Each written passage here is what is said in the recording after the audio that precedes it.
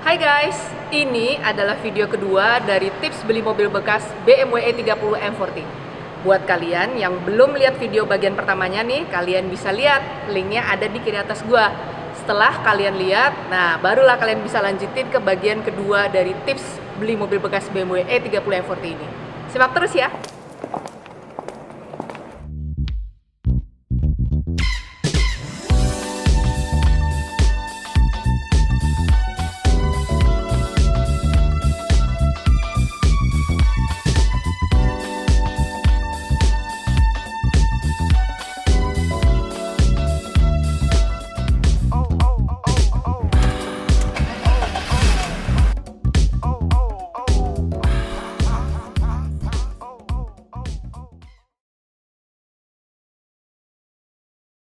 Setelah kalian cek eksterior dan interior mobil ini, sekarang kalian harus cek indikator yang ada di speedometernya. Begitu kalian nyalakan, posisi standby dulu ya guys. Begitu kalian nyalakan mobilnya, kalian pasti lihat indikator semua nyala. Nah, ini yang paling antik di antara mobil-mobil lain. E30 M40 ini punya indikator untuk oli guys, yang warna hijau ini. Nah, kalau semua hijau nyala, berarti olinya itu masih bagus. Kalau kuning, udah saatnya lu ganti. Setelah ada posisi standby, udah saatnya gue akan nyalain mesin, sekalian gue akan cek elektrikal. Nah, suara mesinnya masih bagus, tapi sebelum gue masuk ke mesin, gue akan cek dulu setiap power window yang ada di mobil ini guys. Untuk yang power window kanan, ini semua nyala, berarti motor, switch, regulator, semua masih oke. Nah, waktu pertama kali gue ngangkat ini mobil, memang power window di belakang dua-duanya mati, tapi dicek switch itu semua masih oke, berarti yang perlu gue ganti hanyalah motornya saja. Jangan lupa juga untuk power window ya.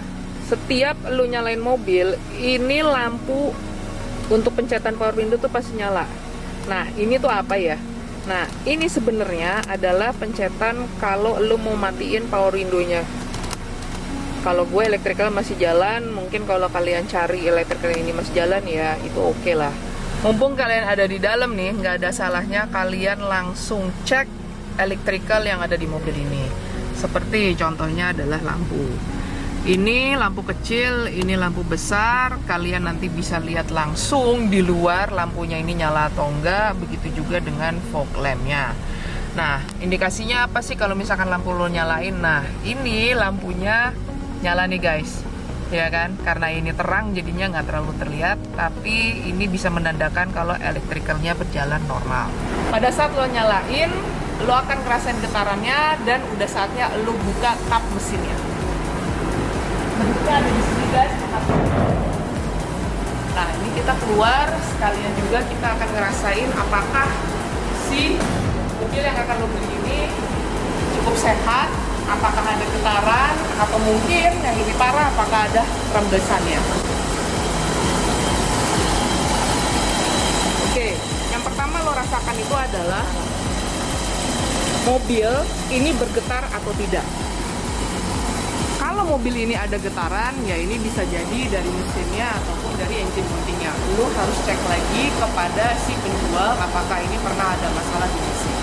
Nah, kalau memang nggak ada, lo dapat bonus guys. Lalu yang kedua yang lo harus cek itu adalah karet di setiap mobil ini ada atau enggak. Nah, kalian bisa cek di setiap bawah di dalam sini.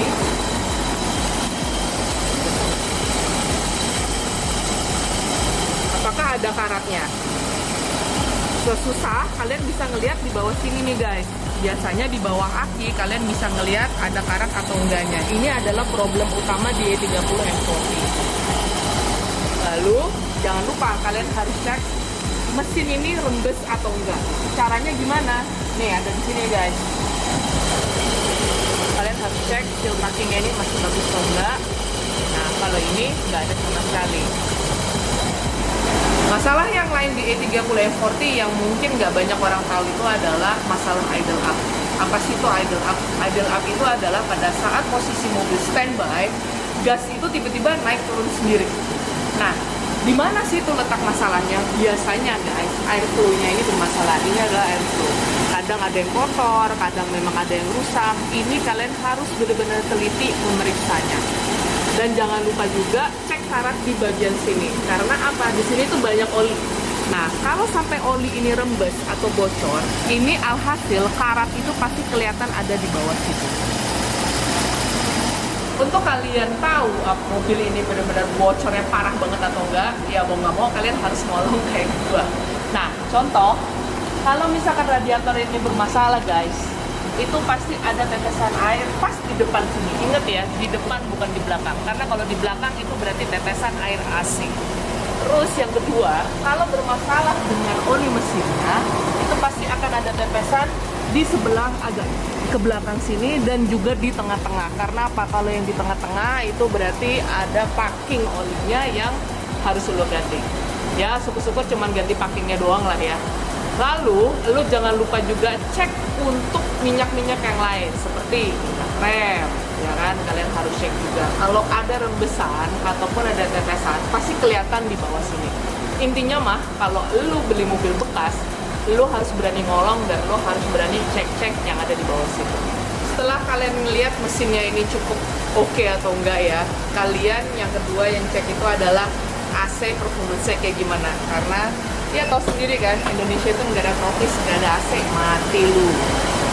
Untuk AC E30 M40, kalian harus cek apakah kompresornya itu ngorok atau enggak, berbunyi atau enggak, dengan cara ya lo nyalain AC-nya.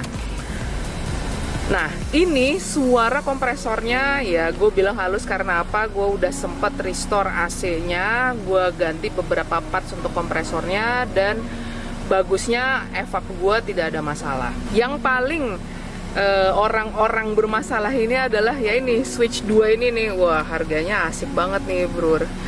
Ini adalah switch untuk kompresor nyalain dan juga untuk AC mobil ya tetap ada di dalam atau enggaknya. Tapi berhubung ini mobil udah gue sempet restore AC-nya, kompresor gue bikin nyala dan hidupnya nyala atau matinya otomatis. Untuk bagasi, ini adalah beberapa kelengkapan yang biasanya selalu ada di E30 M40. Contohnya itu adalah, ini adalah tempat untuk kunci-kunci. Gue memang pertama kali dapat, emang udah ada, tapi belum gue isi ulang. Nah, lalu yang kedua itu yang kalian harus cek adalah tempat untuk ban cadangannya. Ini ada di bawah, kalian bisa lihat apakah kelengkapannya itu masih ada atau enggak. Dan biasanya kalian bisa menemukan karat di bawah ban cadangan. Dari sini kalian bisa lihat apakah mobil ini terawat atau tidak. Lalu yang ketiga yang kalian harus tanyakan kepada penjual, apakah mereka masih ada yang namanya ini. Ini adalah dongkrak originalnya E30 M40. Kalau ada, lo dapat bonus. Kalau enggak, ya lo cari nih, lumayan harganya soalnya. Setelah kalian lihat pertama eksterior, interior, mesin bagus atau enggak, dan juga electricalnya itu, udah saatnya kalian coba mobil si E30 M40 ini di jalan. Kenapa? Kalian bisa cek itu yang kaki-kaki ya. Karena kaki-kaki ini sebenarnya penting tapi bisa digantikan secara cepat seperti support atau mungkin fair atau shock breaker, tie rod, long tie rod. Ini sesuatu yang bisa lo gantikan dengan cepat di bengkel-bengkel kepercayaan. Pada saat test drive, kaki-kaki itu benar-benar harus kalian rasakan masih empuk atau enggak, keras bentingannya atau gimana, rack steeringnya oke atau enggak. Begitu juga dengan mesinnya itu masih bagus atau enggak pada saat lo masuk transmisi 1, 2, bahkan untuk mundur. Oke guys, setelah kalian cek itu semua, setelah kalian test drive dan lihat itu kondisi mobil seperti apa, jangan lupa nih yang terakhir, cek suratnya lengkap atau enggak. Ya seperti biasa, PKB, STNK, pajak yang mati berapa tahun, karena itu juga berhubungan dengan lo nego harga kepada si penjual. Pada saat lo pegang BPKB, jangan lupa lo cek nomor rangkanya dan lo cek juga bersama dengan STNK-nya, rangka mesin ataupun rangka bodi ya. Kalian cek itu sama atau enggak, setelah itu beres deh, tinggal nego aja.